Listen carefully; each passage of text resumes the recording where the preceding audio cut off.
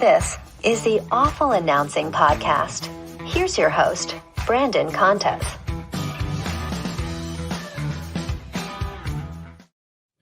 All righty, welcome to episode 30 of the Awful Announcing Podcast. I'm your host, Brandon Contes, and this week we have Fox NFL rules analyst Dean Blandino joining us. Dean, thanks so much for taking some time to come on the podcast today.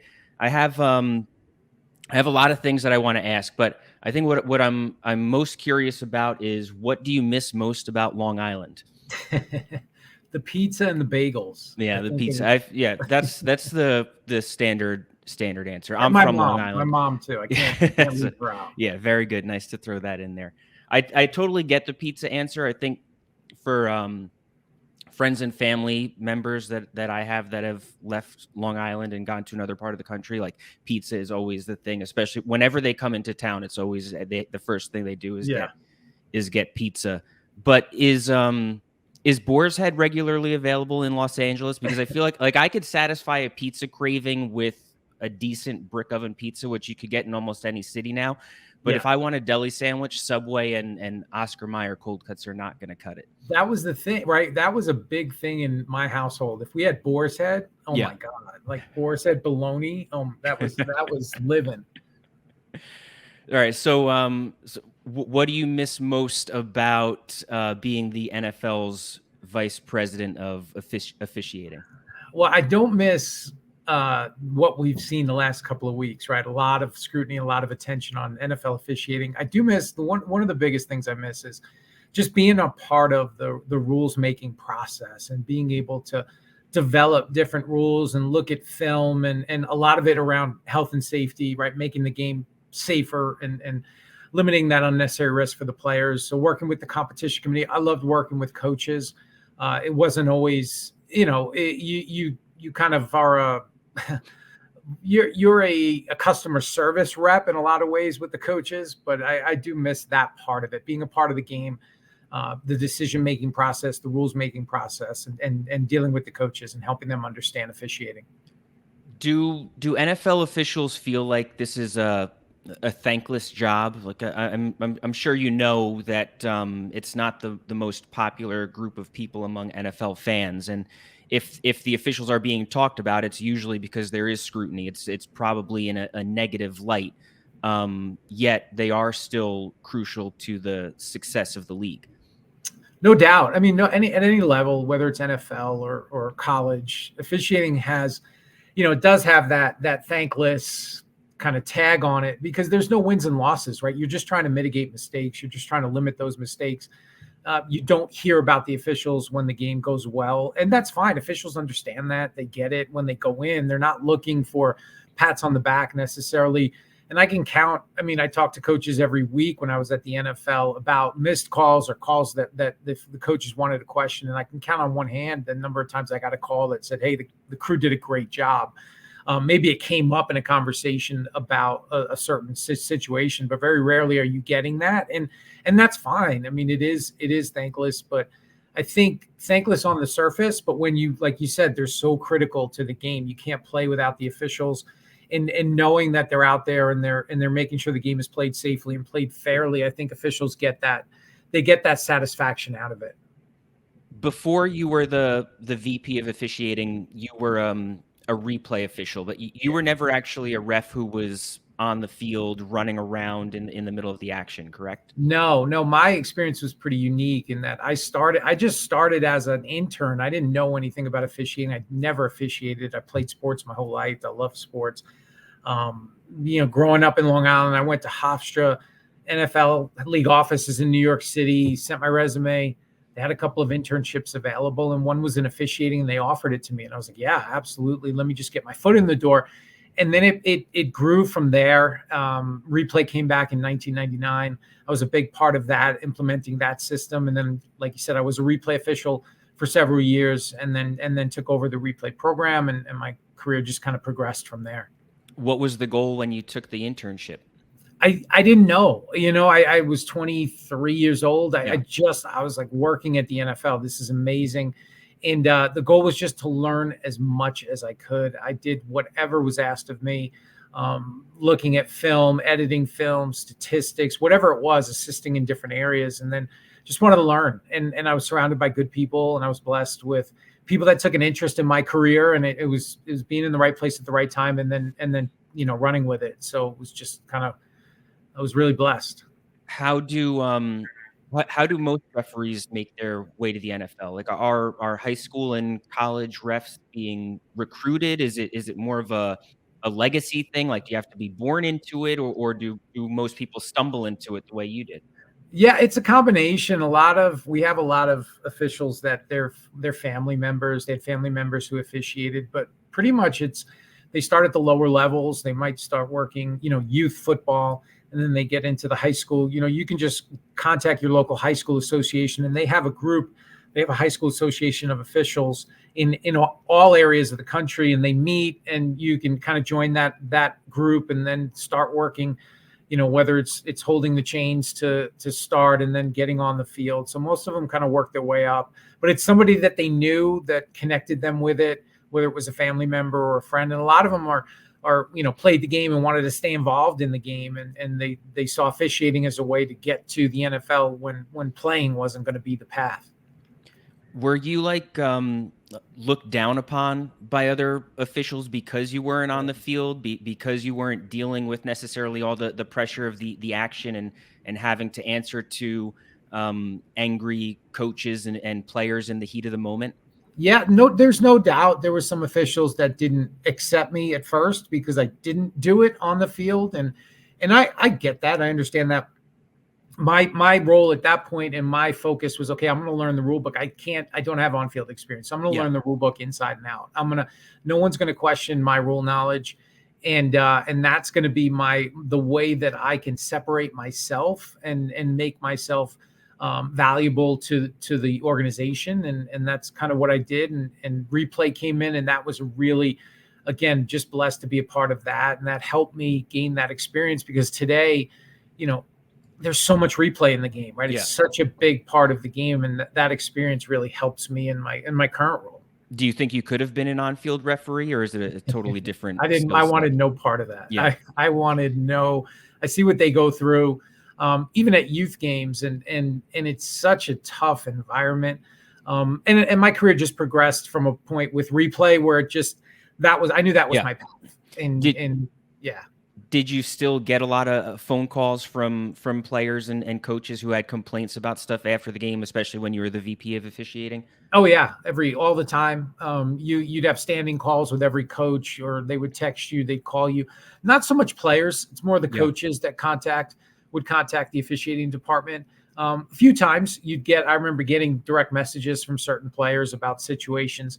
But it's mainly the coaches, and you talk to the coaches. That was a big, big part of my job at that time. I'd say 50% of my time was dealing with coaches. Which is there one coach that you disliked talking to the most? Like you saw their number pop up and you just almost roll your eyes and wonder, do I have to take this call right now? Yeah, I mean, I didn't. It's funny. I didn't dislike any coach. I didn't. Yeah. I'm pretty good dealing with people, and I always try to put myself in their shoes and understand, okay, this guy just wants a vent for a little bit, or we'll kind of work through it. There were coaches that I loved talking to. Bruce Arians was one of my favorites, and he still today, he'll just randomly send me a picture of him giving me the finger. Like he'll just, just to remember, just remember you're a moron. So he's a good guy. They're all good guys, but there's so much pressure for them to win, right? And officiating is the one thing they can't control. And so, I get it, but I always try to look at those situations, put myself in their shoes and come to some common ground. Yeah. What about players for referees? Were there specific players who were known to be more difficult than others to deal with? Is there one team or player that would cause officials to call in sick more frequently than others? There's not so much, the players, they deal with the players and and they move on, and the coaches tend to move on too. There was one guy, back when he played the late 90s, early 2000s, Warren Sapp. Warren used to give the officials a tough time. Yeah. I ended up meeting Warren at an NFL Network seminar, and now we've become best friends, and he texts me during games about officiating. And he was a guy that, the officials were like, okay, we gotta, this guy's going to give us a hard time. And he's become like an avid officiating fan, like texting me about calls and stuff. So it's cool when you can see that. So how did you make the transition to the broadcast booth? I imagine, like you mentioned, being the replay official, it kind of helped set you up for this job as a rules analyst. But is that something you were looking to do, or were you recruited by Fox to get involved in this? It was always something I thought I could do at some point. We were doing, Mike Pereira, who was really the first rules analyst and really kind of, blazed that trail. I worked with him for a long time. He was doing the NFL Network segments with Rich Eisen at the time. When I was the head of officiating, I was doing those segments with Dan Helly, and that was good. It was good preparation to be able to talk. You're talking to a camera. You're not talking to somebody in front of you. You're trying to articulate things. So I always knew TV was something that I thought I would be good at, and then I thought I was going to stay at the NFL a little bit longer in that role, and then Fox Sports, there was an opportunity that presented itself. It made a lot of sense for me in my life at the time. And it was a great, I love the NFL, but it was a great decision to move over to the broadcasting side. Have you been in touch with Mike Pereira this season? Like, has he said if he expects to be able to return to Fox at some point? Yeah. He had back surgery. He's recovering. Yeah. He's doing well. I talked to him last week. He's and I think he'll be back. So we're just hoping that he gets to a point where he can do what he's really good at doing. And so we're excited to have Mike back. It was last month or 2 months ago. Joe Buck was on the Sports Illustrated Media podcast with Jimmy Traina, and Joe had commented that he felt that Fox didn't like the way that he brought Pereira into broadcasts, and he speculated that it was because he would ask Mike right away if he liked the call or not, and it essentially forced Mike to say that was a good call or a bad call, and he felt that Fox didn't really like that he did that to Mike. So as a rules analyst for Fox, do you have an issue saying when you think a call is a good or no? Bad? I think that's part of our job. A part of our job as someone with experience and considered an expert in the area, that's part of your job. You have to give your opinion. And I think the way I always approach it is I want to articulate, here's the rule, here's what factors are going into it. Here's what the officials are looking at, and then give my opinion, whether I agree or not. But I also think there's a way to do it where you're not being disrespectful to the officials. I think you can disagree with someone and not be mean-spirited or make them throw them under the bus, but you have to give your opinion. And I worked with Joe. I never had an issue, and I don't think Mike ever had an issue with that. And for what it's worth, the way he presented it, it didn't seem like Joe wasn't saying that Mike had an issue with it. I guess he had heard from Fox when he was there. That's interesting. Did you get to work with Joe and Troy much? Yeah, a handful of games. Mike was doing the A game, so working with that crew. Because he'd been doing it with them when he first went over to Fox Sports. So, but it was a handful of games I was able to work with them. Now, obviously, I'm working with Kevin Burkhardt and Greg Olson and all of the crews. So it's great. You got the different personalities. Some they like to bring you in. Some crews will bring you in more. Some will bring you in less. Some like voice only. Some like to get you on camera. And so it's a good mix. Do you prefer doing it from the booth, or do you prefer doing it from the command center? I do. Multiple games you have to be in the command center. It's just It's impossible. But I like being at the game. You just see more. When you can see the entire field, you see where a flag is thrown. Because now, if you're watching the broadcast and you see the little flag graphic come up, a lot of times you don't know where that flag came from, who threw it. If I'm watching the game live and I can see the whole field, I can usually 95% of the time, if I see the official who threw it and where it was thrown, I can pretty much tell you what the foul, at least what they're calling. And so I like being at the game and being in that environment. But like I said, I get that, when you got multiple games, you just have to be in the studio. Of course. Do you feel like you have more to offer as an analyst? Like, would you like more mic time? Would you like to just be a third analyst with like a set booth every week? It's a great question. I really feel like what I've learned with my time in broadcasting, our value as rules experts is not when we come on the air. There's times when we come on the air and I can say, hey, I don't have anything to add, because if I come on and I say, hey, look, here's the left foot at the sideline, everybody at home can see that. It's like, I don't need Dean Blandino or anybody else to tell me that. I think our value is we can talk to the producer directly, or I can talk to Kevin Burkhardt and Greg Olsen directly, and I can walk them through situations so then they can go on the air and explain it. I can tell them and be in their ear, and then it's seamless. So I don't even have to come in on the broadcast. Now, if there is something significant and we really have to get into more detail, then that's what I'll do. But our value, we're doing that throughout the game, getting in the producer's ear. Producer can get into talent's ear, and it's seamless. And so when you hear that, Greg talking about a rule, most of the time that's coming from me through either the producer or directly to him. A lot of them, Greg's really good with the rules. So a lot of times I'll just reaffirm. I'll just, hey, Greg, great job. That was exactly spot on. And, or I'll give him something to add. And that's kind of where our value is. How are Kevin Burkhardt and Greg Olsen to work with? Do you like, they're amazing. Is there a sense of chemistry there that you have with them? Yeah. Just working with them all year. They're both great guys. And I'd worked with Kevin before, when he was with the B crew, and they're just really welcoming, and they love the biggest thing for them. And this is with all of the announcers that I've worked with. They just want to get it right. They don't want to misquote a rule. They don't want to, they'll give their opinion. They may disagree with a call. They may disagree. Right. They may even disagree with the rule. They may think, oh, they need to change that, but they just want to get it right. And Kevin and Greg are fantastic to work with.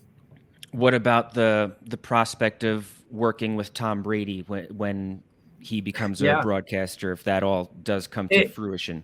Yeah, it'll be interesting. I mean, obviously Tom Brady is one of the greatest to ever do it. I think he'd be great. I'm excited to have an opportunity to work with him. A guy that I watched play and was a fan of. So yeah, I'm excited for him to come on and see, any way I can help him with the rules and his experience on the broadcast would be great. Has he ever reached out at all about anything rule related or broadcasting related? Yeah, here and there, nothing, we haven't had any official, nothing yet. I think that's still, I don't know how that is all going to play out. Yeah. But, I think here and there we've had some preliminary discussions, but nothing major at this point. Aaron Rodgers has sort of complained that networks are stealing the league's best referees, and that's leading to worse officiating in the sport. Do you agree with that being an issue? Well, I don't know if because there's 4 or 5 rules analysts, so I don't know if that. I get Aaron's point, and he's a pretty smart guy, and he gets it about officiating. And I do think we have to retain good people within the officiating staff, especially in the office, and the people that you want to have continuity. You want to have good people leading that department. And so, he makes a great point that the league really does need to put resources into officiating, and because it affects games. I mean, we see it every week, and it's not a positive when we have missed calls. And they're going to be missed calls. I'm not saying that's not going to happen regardless of who's in charge. But I do think you have to have good people there. You have to provide them with resources, provide them with an opportunity to teach and train and get the best people and keep them. And I think that's something the NFL needs to continue to work at. So then Aaron's next point is usually that the way to sort of combat that being an issue is to make referees full-time. So to sort of like just make the job more lucrative, give them those more resources, make the job more appealing, and maybe keep some referees from wanting to go to television. And I think there's always this sort of cloud of a thought that full-time referees are going to almost fix any issues that there are with officiating. So do you think that refs should be made full-time? I think the tag full-time, I think they are as full-time as they can be right now during the season. Football's different than basketball and baseball, right? There's one game a week. And because of that, the way it evolved, football officials had to have other jobs, right? But when they get to this level, when they get to the NFL, when I first started, it was they had a full-time job and they officiated on the side. Now they're full-time, they're officials, and they might have a side job. A lot of them will give that up. A lot of them will, are successful enough in their own industry where they don't have to, maybe they own a company or whatever it may be. But they are very, full time during the season. They work the games that they're assigned, but there's definitely an opportunity to, anytime you can spend more time on your craft, you're going to be better. So I think it's figuring out a way in the off season to get them to, whether it's OTAs, training camps, they currently do that, getting together more meetings, discussing things, getting everybody on the same page. And making it, and like you said, making it lucrative enough to where you don't lose good people to whether it's TV jobs or other things. Because a lot of good officials have walked away because they have other things going on in their lives. What does an official do during the week? Like, is there a lot of preparation and stuff to be done before leading up to a game? Yeah, there is. They'll go through immediately once their game's done on Sunday or Thursday night, whenever it is. Take the crew that worked the game, the Patriots and Steelers. Immediately following the game, they've got a TV copy of the game. They'll start to break that down, look at it. They'll look at the coach's copy. So they're evaluating their own performance. Then the league will give them an evaluation. Former NFL officials are evaluating all those crews, looking at all the calls that they made, the calls that they should have made, positioning, mechanics, everything. So they'll get that full evaluation. And then they'll start focusing on their next week's game, and they'll have Zoom calls, conference calls. They'll break down film of the two teams they're going to work. They'll look for tendencies, just like the clubs do where they're scouting. And then they'll get to their game site the day before. They'll have an in-person meeting for several hours going through things. And then they work the game. And then it's just the following week is the same deal. So they spend a lot of time looking at film, getting ready for the game, evaluating their previous game. So it's a lot of hours that go into it. And what about for you as a broadcaster now? What's your preparation like during the week? For me, it's staying up to date on all the rules. I watch all the officiating training tapes. There's tests that go out, rules tests. I take those tests, try to just keep my rules knowledge sharp. Going through, looking at the games that we're going to have. So if we have 4 or 5 games, looking at those teams, just some things to look for from an officiating perspective, whether, it's the Eagles and the brotherly shove and how that's going to impact and how that's officiated, those types of things. And then just really, again, just watching the film, staying up to date on the rules, and then getting ready for the games on Sunday. Has legalized gambling impacted the job of a referee at all? I don't know if it's impacted the job. I think it's just increased scrutiny. The NFL has so many controls in place just to become an NFL official. The NFL security, the background checks, they go around before we hired an NFL official, and this is still the case today. You'd have NFL security reps going door to door in the neighborhood and talking to neighbors. Yeah, they look at all of your business associations. They look for conflicts of interest. All of that, bank accounts, everything. And there's checks during the season. And so they'll look at if a game official has, $10 in their bank account on Friday, and then they work a game and now there's $100,000. That's a red flag, right? So you're checking those things. You're monitoring the betting lines. And so, looking at how calls impact those lines. And are there individual officials that are involved in more of those calls? And it's a massive, massive undertaking, because what the league doesn't want and what we never wanted was a situation like what happened with the NBA, right? Yeah. So it's created more scrutiny. I think it's more pressure, and that's not going to change. It's only going to increase as we move forward. Have you ever heard of an NFL official being approached by somebody about trying to impact a score or a stat line or anything like that in the game? We've had situations and they, where people were approached, and we always told our game officials, don't, because they're in hotels, they're traveling around during the season. We didn't want them wearing NFL branded gear, right? We wanted them to be inconspicuous, because someone sees them and, oh, those are the NFL officials. And then you never know. You just don't know who you're going to come across. So, and they know that they're supposed to go to NFL security if something like that happens. And that has happened in the past. They're not allowed to go, if they have to go to a casino, maybe in their other job, there's a speaking engagement, it's at a casino. They can't go in the sports book. They have to let the NFL know that they're going to be in, I'm going to be in Las Vegas for this event. I'm going to be staying at, wherever. And there are a lot of controls in place. Does the league ever attempt to impact a score? And what I mean by that is, like, are there times where the league is like, you know what, last week there were too many flags thrown. This week we have the Cowboys and the Bills playing against each other. Let's try not to throw a subjective flag that's going to necessarily potentially take points off the board. Well, I think it's an ongoing process. The league never, Roger Goodell never came down to me and said, hey, we're throwing too many flags, right? You're always working with the officials. You have to make the calls that need to be called, not the ones you could, not being technical. You want to stay away from those, and you have to make the calls that are there. And we always work with officials, see the entire action, throw the flag when there's a clear violation. If it's 50-50 or you're not sure, don't throw the flag. So that's an ongoing process. And you never want the officials to be overly technical.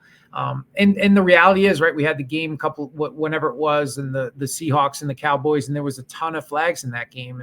And so you're talking about the officials, but the reality is those are two teams that are 1-2 in penalties this year. Yeah. So you're going to get a lot of flags in those games if the officials are just calling the game the way they're supposed to. And then you look in that, and just like I talked about earlier with that evaluation, you're always looking at all the flags they throw. And if there are 2 or 3 that shouldn't have been thrown, they get that feedback. And hey, don't throw this flag again. That was too technical. So I think that's just an ongoing process as they get evaluated. Do you have a favorite rule change since you've been involved in the NFL?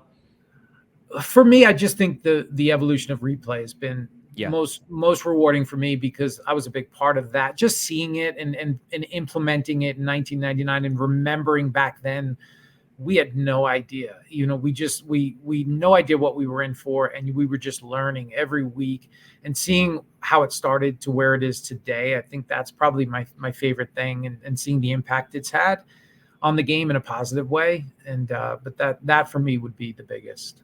Do you think that there should be more plays that are reviewable? Like, are there too many subjective calls that don't get looked at? Well, there's no doubt when you watch a game, Chiefs Packers, and you watch calls at the end of a game that are clearly missed, or a flag that's thrown that is clearly incorrect. I think you have to explore an opportunity to correct those. And I think that's something we did in the XFL.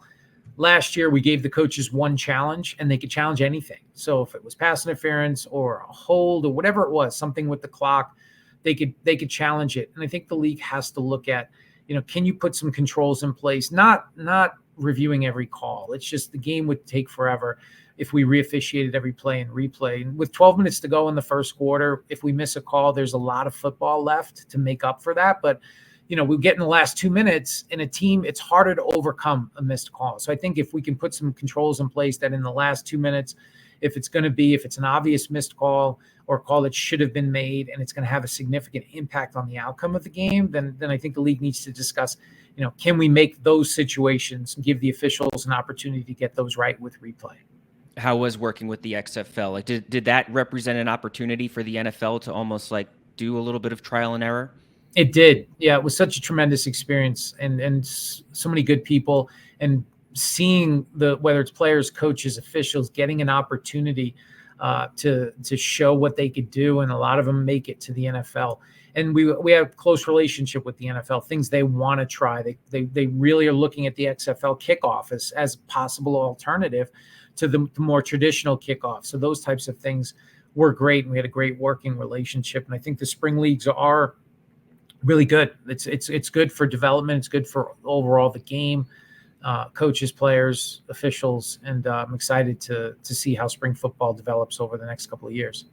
What do you think about the brotherly shove? It's such a hot button topic that so many, there's a lot of people think that it should be outlawed, and then there's the kind of thought that no, that the Eagles are just really, really good at running it and they shouldn't be faulted for that. It's interesting. I don't love the play. I don't think, and I think it's not like we would have to create a new rule. This was the rule in the 90s and prior, where you couldn't push the runner, and it just, the officials didn't officiate it properly, and they kind of just took it out. So I don't love the play. I don't think it showcases the skill, and not saying it's not a skilled play. The Eagles are tremendous at it, and they've perfected it. But when you watch other teams, and I watch a ton of college football, and when I watch some of these schools try to run this play, it's not good. And you always worry about player safety. You always worry about what, it's just going to take one injury on a play like that. And I think the league would consider changing it. I don't love the play. The Eagles are tremendous at it, and good for them. And as long as it's legal, they should continue to do it. But I do think you worry about safety. You worry about other things. What are defenses going to do to try to combat this play? And the teams that just don't run it well, it's a hard play to officiate. It really is. Is player safety the biggest concern with it? I think so. I think it is when you start getting, whether it's defensive players going low into the offensive players' legs or diving over the top. We haven't had any significant injuries, major injuries on the play, but I don't think that's not, you don't want to be reactive. You don't want to wait for somebody to get hurt. When you have a one player with the ball being pushed from both sides with all of this momentum and all this weight coming in from both ends, it can be a dangerous play. What do you think the future of the NFL looks like in terms of player safety? Like, is there going to be a point 10 years from now where quarterbacks are just wearing flags and you can't hit them? Is there going to be a point 20 years from that where maybe the NFL looks more like a flag football league, or is it always going to be more similar to what the game is today? Yeah, it's a great question. I don't know if we'll ever get to a point where the quarterback just has a red jersey and we can't tackle the quarterback. You see the way the game has evolved and some of the hits that used to be commonplace and used to be legal that are no longer legal. So I think in 15, 20 years, the game could look a lot different. I do think the league is looking at, from a safety perspective, the equipment. You look at the padding that they wear during practice on the helmets, the Guardian caps. I think that we could see those in real games. And I think that's part of it when you think about head and neck injuries and those types of things. So I think the rules will continue to evolve. Obviously, player safety is always the first priority when you're looking at rules changes. And I do think it'll always be tackle football, but it won't, in 20 years, it's going to look different. And I think 20 years ago, the game looked different. I think that's just the normal evolution. Do you think the rules around protecting the quarterback, the current ones, are appropriate, or do they need to be tweaked? I think they're appropriate for the most part. I think when you have a player in a passing posture who is defenseless, right? They're looking downfield. They can't protect themselves as a normal ball carrier would. I think, when you talk about going to the knee area or below or going into the head neck area, I think that is appropriate. I do think we may have gone a little overboard with some of the body weight calls where sometimes it just feels like a normal tackle. And because they're going to the ground, you got guys 300 pounds. It's hard for him to just get his entire body off the quarterback. So I do think we might have gone overboard there. So maybe a tweak. You really want to see something, at least in my opinion, a lift and a drive, some punishing act for that to be a foul, not just a normal follow through on a tackle. Because those 15-yard penalties, those are big in the game. Do you ever, or have you received more complaints from the league office as a rules analyst or as an actual official? No, from when I was at the league office, way more complaints now. I mean, it's funny. I get more flack on social media now as a rules analyst because I think you have a higher profile. People so people will get mad at me on Twitter, X, whatever it is, And I'm like, hey, I didn't make the call. I'm just trying to explain it. But so you do get the social media interaction, which is interesting. But when I was at the league office, that was, the complaint window was open on all the time. When you were working the Super Bowl as a replay official, are you sitting there hoping to get some action, or like, are you hoping to be called upon, or more so hoping that you don't have to make any crucial decisions in that spot? I think I went through both in my career. When I first started, it was like, I hope nothing happens. Let's just get through the game. And then as you get more experience, you want something to happen.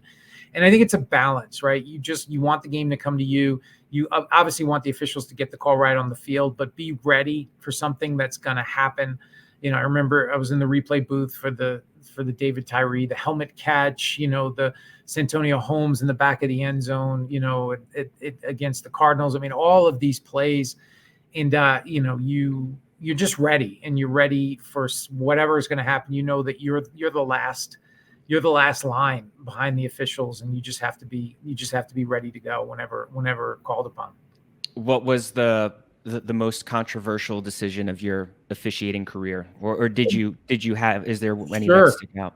Well, I mean, I think the Dez Bryant play against the Packers, that's the one that is always has been controversial, remains controversial.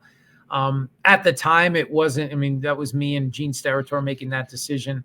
At the time, it wasn't a tough call based on the rule. The rule has since changed, but it wasn't a tough call at the time. But I knew it was going to be controversial because It was the playoffs, it was the Cowboys and the Packers. It was 4 minutes to go in the fourth quarter of a close game. So either way, that's what you find yourself in sometimes in officiating.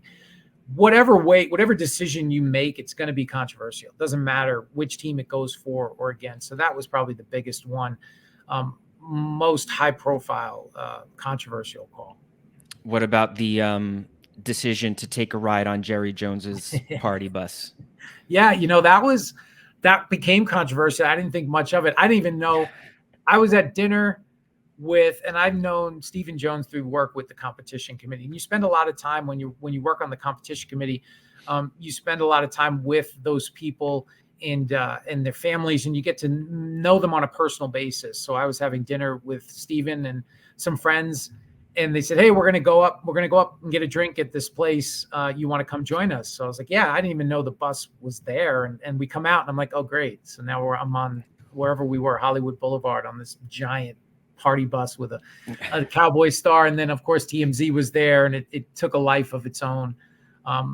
It's funny, the urban myths around that. It was people, oh, that was during the season, that was after a game. It was during training camp. So it was but hey, what happens on the bus stays on the bus. That's all I And I think that was actually before the Dez Bryant call too.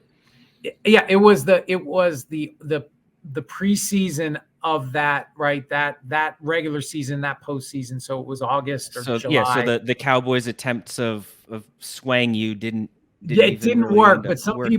people will accuse me of doing that purposefully so that I wouldn't seem, I wouldn't seem partial to the Cowboys. So there's a lot of conspiracies around that. Was the league bothered by that at all? I think, look, anytime that, and I get it, right? The head of officiating is seen. So I get it from an optics standpoint. And I'm not saying that there wasn't an issue with that optically.